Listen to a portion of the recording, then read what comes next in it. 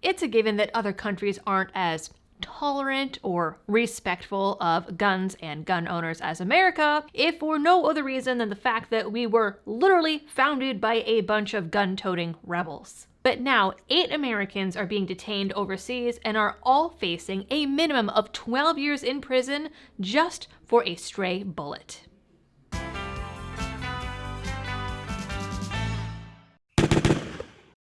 Hello everyone and welcome back to the channel. Given the title and topic of this video, maybe this is in poor taste or maybe it is absolutely perfect timing. You can decide. But I figure that this is a great time to clue you in on something that I learned recently, and so here's my little PSA. You know how Amazon has the subscribe and save feature where you can get stuff just automatically mailed to your house every month or 2 months or whatever you select, and because it's a subscription, it's also cheaper? Well, my friends, it turns out that there is a company that does that with ammo. I don't know what gets more American than that. Ammo Squared is literally an ammo subscription service that will deliver your ammo either on a set schedule or on demand whenever you need it or want it. It is a budget-friendly way to stock up, and you can spend as much or as little as you want. You just pick your calibers, set your budget, and a shipping trigger, and that's it. They will even store it for you for free until you decide you want it. You technically don't even have to buy full boxes or even a full round at a time, which is nuts. Say that you only want to dump in $3 a month or even $1 a month or whatever, you can do that, and you just set it to ship when you have, say, 10 boxes worth or whatever dollar amount. It is like an ammo savings account, and I think that is kind of amazing. For anyone who is in doubt, Ammo Squared turns out is a family-owned business based out of Idaho, and in their 9 years of business, they have already shipped out over 300 tons of ammo. That is over 65,000 Freedom Pounds a year. I was just mind blown when I learned about that. Such a cool business idea. So that is my little PSA, because we all should strive to learn something new every day. Now to today's story.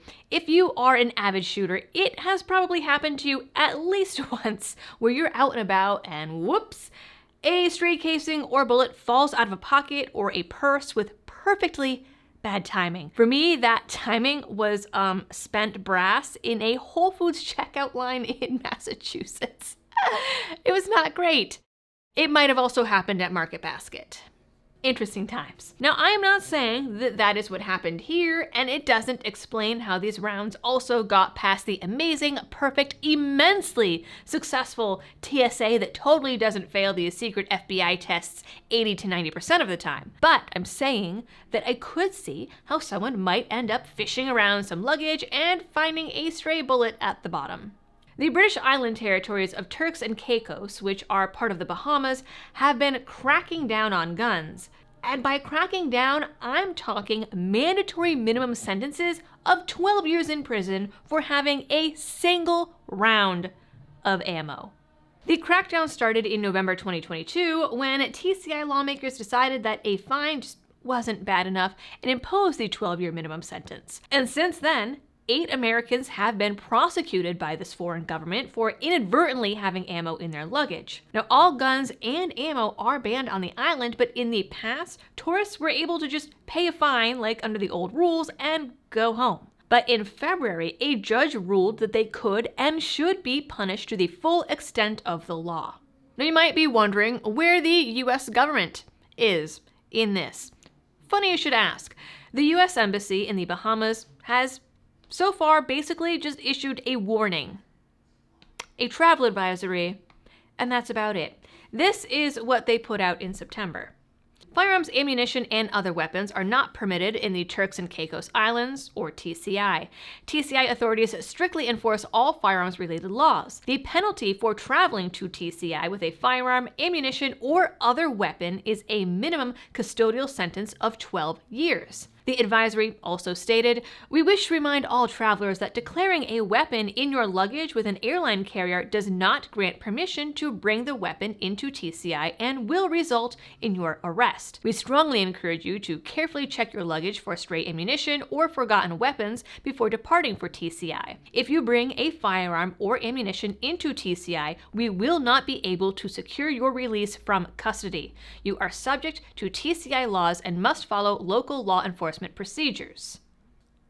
So flat out right there, they say that they cannot and will not help you. So far, like I said, 8 Americans have been arrested, charged, and even imprisoned in the last year and a half. 3 of them were just this year. The most recent is a 31-year-old man from Virginia who is an EMT, husband, and father who was arrested on April 20th after 2 stray bullets were found in his backpack while boarding a cruise ship. He took that same cruise ship to the islands and didn't face any issues until trying to get back on the ship after landing in TCI. He had been on the island for only a day when he was taken into custody. Now, his son is only 18 months old and might now be growing up without a father. On April 12th, a 40-year-old father of 2 from Oklahoma named Ryan Watson was taken into custody when airport security found 4 hunting rounds in his carry-on. He was released on $15,000 bond, but has to stay on the island at his own expense and has to check in at the police station every other week as his case goes through the legal system. They even seized his passport. He was on a birthday vacation with his wife, who was also originally charged under the same law and for the same crime, even though it wasn't her carry-on. It was pure guilt by association in a case that is completely draconian. The islands did, however, just drop her charges recently and did allow her to go home and reunite with her 2 kids. Watson says that it was a mistake and even pointed out that the all-knowing, all-seeing TSA didn't find the ammo when he boarded his flight in Oklahoma. He said he himself also checked the bag, having recently taken it on a deer hunting trip, but didn't see any ammo in it, so he thought he was safe. The incident has launched a review of TSA policies at the Oklahoma City airport, but that won't help his case in a foreign territory. And again, apparently neither will the State Department.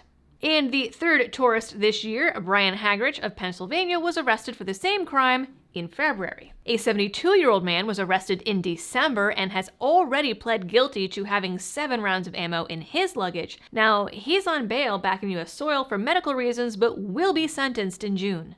Now again, that 12 years is the mandatory minimum sentence. He could get more, but even if he is only given the 12 years, that means he's going to be 84 when he's allowed to come back to America, if he lives that long. Yet another tourist, Michael Grimm of Indiana, also accidentally brought ammo in his checked luggage. He pled guilty and has already been in prison on the island for 6 months. As far as we know, in all of the cases, the charges were only for a couple stray rounds of ammo. No one actually had a firearm in their luggage or on their person. In at least the Oklahoma case, local politicians are on board and trying to get the man home and offering their support. There's also a GoFundMe to the tune of over $200,000 towards their legal fees. So far, it seems like the government at large hasn't done anything except to warn Americans not to do the same thing, which is a huge failure of the State Department. If 8 Americans are already being imprisoned in these banana republics without any aid from the US, 3 alone again this year, you have to wonder how many more there will be. I know that the travel advisory said that they couldn't do anything, but I don't know, we negotiate with terrorists for hostages like all the time. I mean, maybe not successfully, I don't know, I'm pretty sure Joe Biden does not have the best track record, but still, it is supposed to be within the presidential skill set. Sure, some of the onus is on these guys themselves for not double and triple checking their bags, but it is hardly the kind of mistake that should cost them over a decade of their lives. The islands say that their tough policies are in direct response to gun trafficking overwhelming the region, but these cases are obviously not part of that. Really makes you extra thankful for that Second Amendment. All right, folks, that is it for this video. I'm going to look around and see if I can find crowdfunding for all of these folks. I don't know how much good it's going to do if even the government won't help them, but if I find anything, I will link it down in the description. Otherwise, you know the algorithm, the drill for all of the things that help the video, and as always, thanks for tuning in, and happy shooting.